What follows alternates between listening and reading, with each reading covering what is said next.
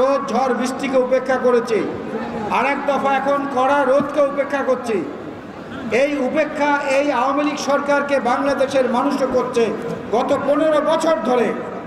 তারপরেও নির্লজ্জ বেহায়ার মতো জাতির ঘাড়ে চেপে বসা এই জগদ্দল পাথর সরাতে হবে।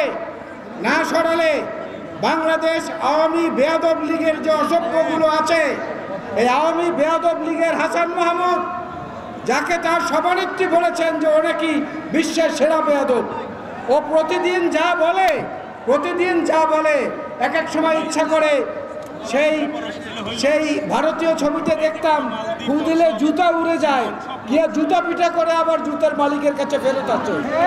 যদি সম্ভব হতো সেইটা করতাম। একটা আইনমন্ত্রী আছে আওয়ামী বেয়াদব লীগের, আরেকটা বড় বেয়াদব। এই বেয়াদবটা এখন ডাক্তারি করা শুরু করেছে, এই ডাক্তার জাহিদ ভাইদের ভাত মারা শুরু করেছে। ওই বেয়াদব বলে বেগম খালেদা জিয়ার সুষ্ঠু চিকিৎসা হচ্ছে, এই জন্য তিনি ধীরে ধীরে সুস্থ হয়ে উঠছেন। আইনমন্ত্রী সবচেয়ে বেশি বেআইনি কথা বলে। আমি বলেছিলাম কোনো এক মিটিংয়ে, আমরা ছোটবেলায় ঠাকুরমার ঝুলির গল্প পড়েছি। ঠাকুরমার ঝুলির মধ্যে থেকে রাক্ষস বের হয়, দৈত্য বের হয়, পরী বের হয়, জিন বের হয়। আর আমাদের দেশে একটা ঠাকুরমা আছে, এই ঠাকুরমার ঝুলি থেকে পাপিয়া বের হয়, এই ঠাকুরমার ঝুলি থেকে সম্রাট বের হয়, এই ঠাকুরমার ঝুলি থেকে মতিউর বের হয়, এই ঠাকুরমার ঝুলি থেকে বেনজির বের হয়। আবার একটা অ্যাসোসিয়েশনের বেনজির ভাবে সমর্থন দিয়ে বিবৃতি দেয়, সাংবাদিকদেরকে হুমকি দেয়। এই অসভ্য আওয়ামী বেয়াদব লীগের খপ্পর থেকে দেশকে বাঁচাতে হলে যার উপস্থিতি অপরিহার্য, তিনি হচ্ছেন দেশনেত্রী বেগম খালেদা জিয়া।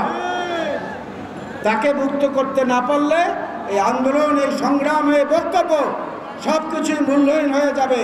তাকে মুক্ত করতে পারলে আমাদের দেশনায়ক তারেক রহমান দেশে ফিরতে পারবে। আমাদের উপরে যে অত্যাচার, নিপীড়ন, নির্যাতন, এগুলো একে একে বন্ধ হওয়ার ব্যবস্থা হবে।